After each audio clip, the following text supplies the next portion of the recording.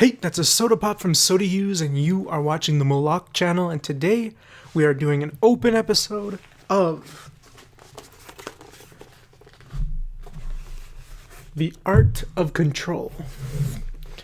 I actually kind of wonder if the slipcase is upside down, because a lot of the times the pyramid is upside down. So it comes in this really nice, it's actually got a nice textured slipcase. It's got some substance. This is one beefy book. The binding is nice. It's actually got black thread binding and a very wonderful... I gotta learn what this is called, because I don't think this is gilding, because it doesn't seem like there's a coating or any shine. It's just like printed. And it's different bands of red and black. They're kind of inconsistent, which gives it a cool look. It was actually... a lot of the visuals of Control, the external visuals of Control, that got me to play it. Looking at the typography of the title, I thought, it's just a wonderful title. It's very pretty, very cool. And the cover art, I can't remember who did the cover art right now. I found them on ArtStation and complimented them on it, because I was like, the reason I bought this game is literally the typography mixed with the illustration of the cover. I just thought it was super cool. I had seen some trailers, but at the time I was more excited and planning on spending money on, Death Stranding and Cyberpunk and the Ghost of Tsushima. And yeah, I was watching some interviews and stuff to learn more about it, and there was a great video about kind of the influences of architecture in the game. The game is by Remedy. Remedy, I think they did Alan Wake, Quantum Break. I started Quantum Break, and I kind of got bored. The gameplay and some of the... it was ambitious, but a lot of the little kind of TV show bits just weren't really speaking to me. I gotta finish it, though. Definitely interesting concept, though. Alan Wake was very interesting. I should finish that one. I started at a friend's house, and it was wonderfully unsettling in some strange ways. The idea, again, is cool. But in Control, we go to the oldest house, which is incredible. I was just sucked into this world. The other games, like Quantum Break, sometimes it feels like a chore trying to get through. This game just kept me pulling me deeper and deeper in. And the entrance was very interesting, because I had seen a couple of trailers, but I didn't really look up anything about this game, which I'm so glad I did, because so much of the game is about, the supernatural, the bizarre, and the unknown. So I was kind of experiencing that along with the main character as I went through. And yeah, so many wonderful instances of typography, logos, interior design, the organic things combined with the architecture that has its brutalist influences. A lot of it seems to kind of have design motifs and retro futuristic outdated technology. A lot of the patterns and stuff seem to be from anywhere from things from like the 30s and 70s, and there's kind of a secret agency, sort of CIA, FBI, spy aesthetic in some ways. It's really wonderful. I mean, even just to and the Anytown Motel kind of thing was so fascinating. I loved it. I mean, I cannot praise the world and design of Control enough. It did have... I saw this thing millions of times for a long time. It has super duper long loading screens. I remember my first combat encounter was really exciting, and I love the fact the environment is destructible. There's a lot of physics going on. That's part of why the game can definitely chug. On my PS4, the frame rate was a bit of a disaster. But I think it was her character was modeled after Courtney Hope.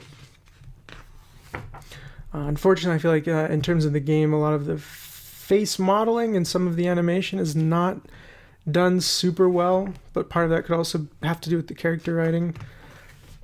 Yeah, the game definitely chugs sometimes, but a lot of that I think is because of all the physics. And I loved it because there was a lot of sparks and dust and little explosions and pops, and pieces of buildings were being crumbled and knocked down, office supplies, desks being broken and stuff, windows and glass shattered and shot through sometimes. And then at the end of the battle, like literally the dust and strewn papers and stuff are settling, and kind of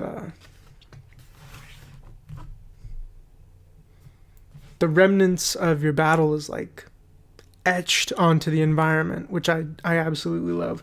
I think Siege used to have more blood, and usually I don't really care about that stuff, but I remember at a certain point I feel like there was less, and I remember there was one time in House, there was a big battle upstairs, and the walls were just destroyed, and there was damage to the floor and kind of burnt areas from grenades and stuff, and a few corpses, and there was that one corridor at the top of the stairs in House in Siege, and it was me and like maybe one or two enemies left at the end. And I remember walking down that hall and just thinking like, just the remnants of the battle, like walking through that, especially when it's not something that was contrived or designed by a level designer. It's actually, an after image of chaos and effort by you and your team. I just think that experience is a unique one and an enjoyable one in games, and Control definitely has that.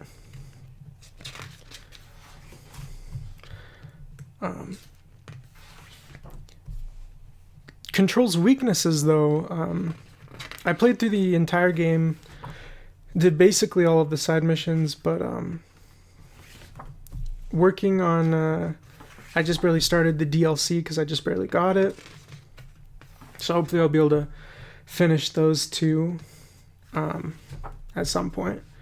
Maybe I'll have more, but the story, luckily it keep some of the mystery, but I feel like at the end of the story you want a little bit more.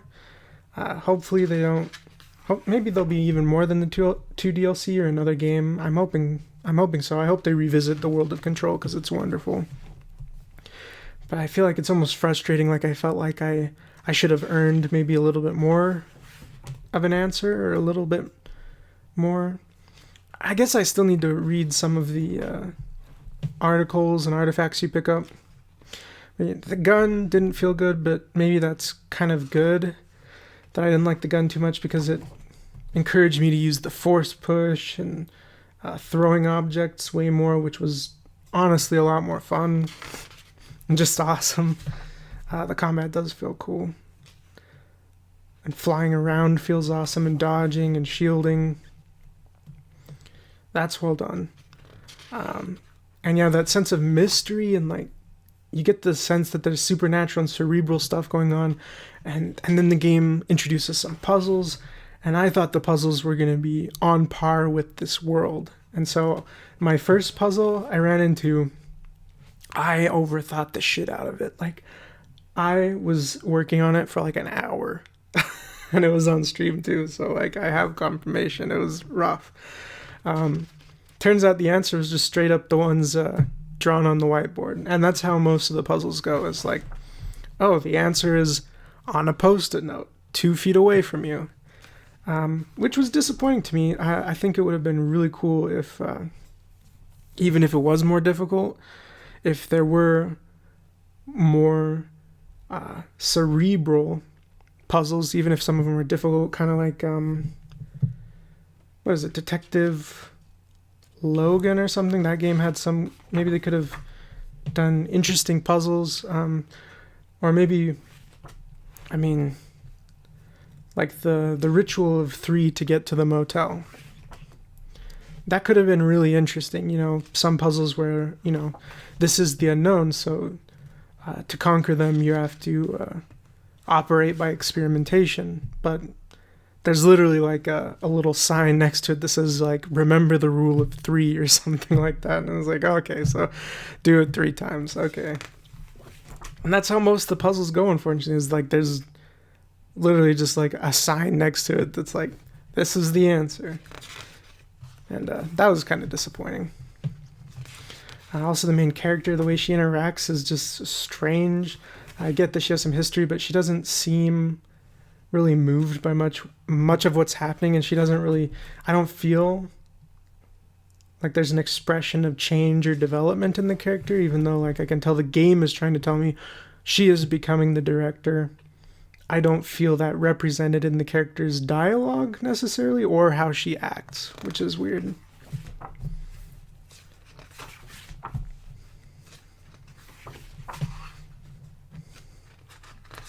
Just so much wonderful art.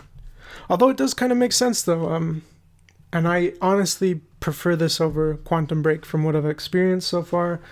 But yeah, watching the interviews, they were talking about how usually they go for a story and they pride themselves on their stories, and then they build a world and gameplay around it. And they said with this one, they built a world and then they allowed the story and the gameplay to form around that. And you know what? With that being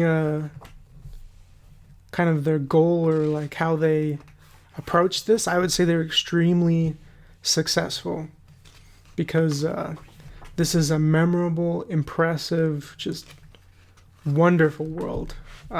If you haven't played Control or watched a stream of it or experienced it anyway, I would definitely suggest it. It's awesome.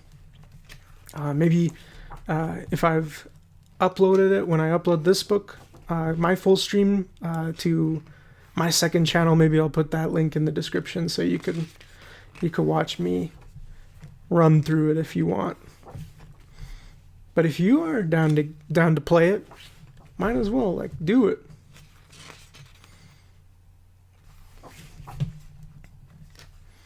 The mailroom, I remember that battle.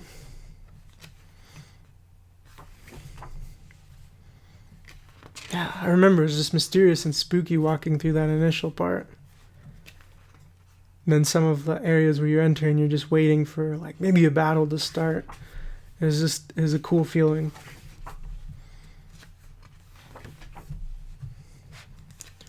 Ventilation was alright, not one of my favorite areas. The furnace chamber was really cool. This open area, the power plant, was nice. Not as cool as where they hold all the artifacts, though.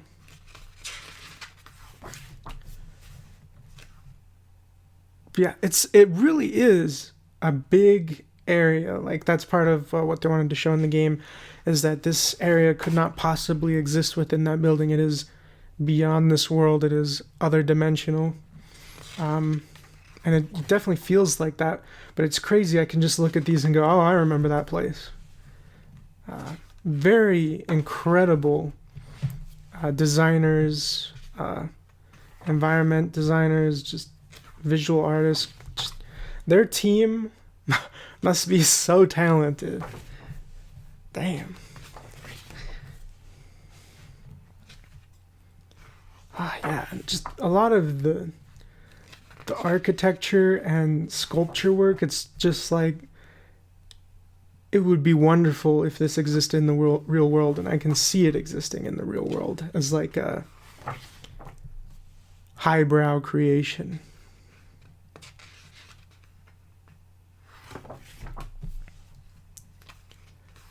Oh yeah, just like I mean, it's really awesome when the music kicks in. I think what was it, the ashtray maze, or there's one segment of the game where the music kicks in and you're going through this area, and it was kind of understood that you had to get something from the janitor to make it through. And I thought there would be kind of a puzzle with the gameplay where maybe the music would give you cues on where to go through the maze. But it was just a linear thing that you had to fight through with the music, which felt cool, but again, it wasn't cerebral, or it didn't feel as intelligent as the world or the conflict felt, which was unfortunate. But it did feel awesome. And I did like the janitor character. They were fun.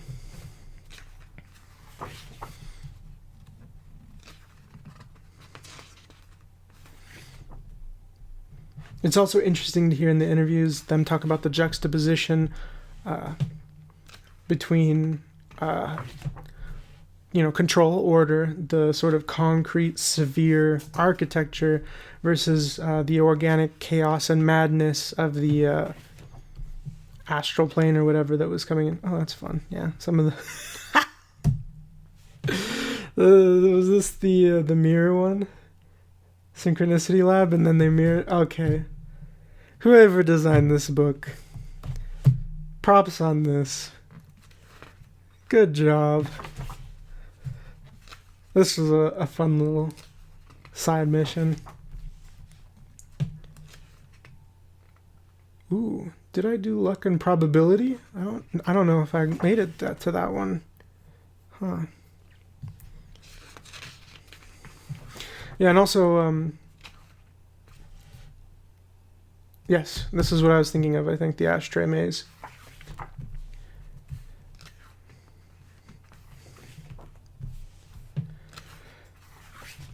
Whew. Yeah, they, in terms of her outfit, they worked with a costume designer, and it was interesting to hear the costume designer talk about, the difference between fashion design and costume design, and how the character's identity was very important to her process. And I think she did a good job. The Panopticon, I think that's where they keep the artifacts, maybe.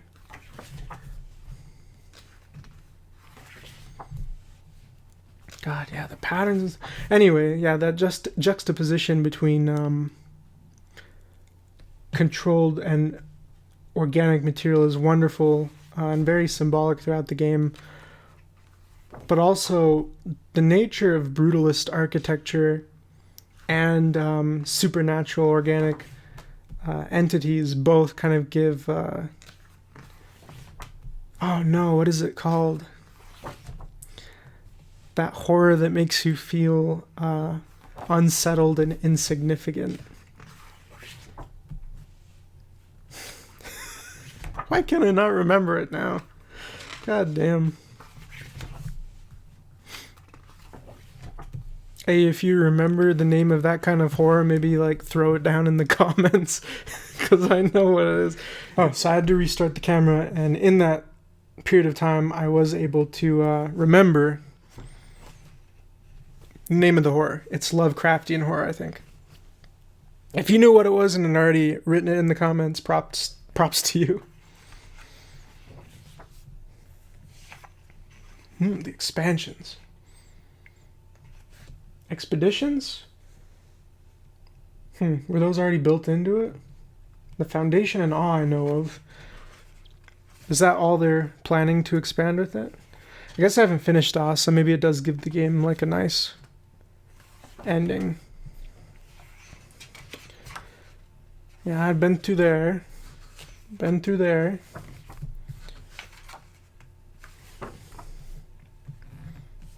Don't think I was there. I did see the nail though. Ah. And this is places I have not yet been. Ooh, I'm excited for that. Another character?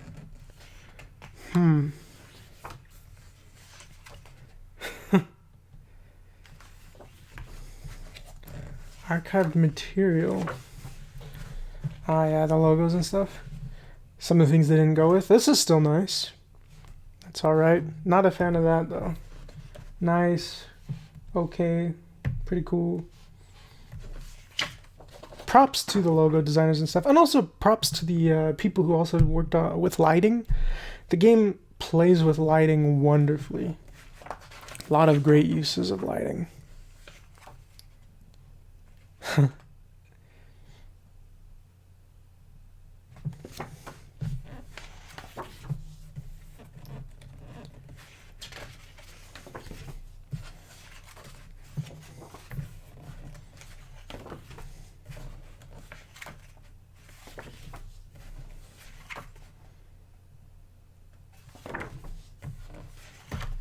It was also cool to see some of them, the filming they were doing. Again, you know, great lighting play and some effects with it to give it sort of that federal agency, secret media vibe. Credits, nice. Ooh, what is this?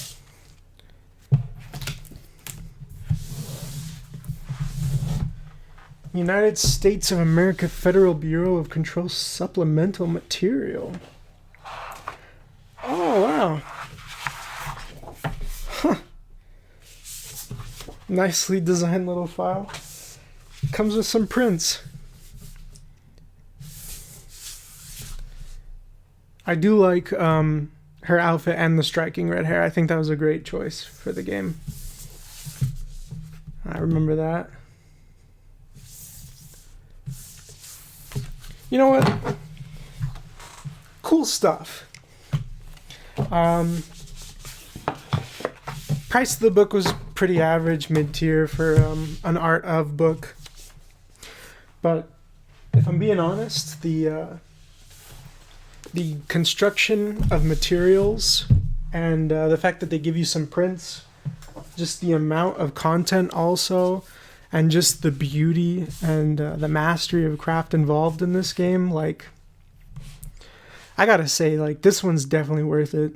I'd recommend this. Definitely recommend the game too. Check it out.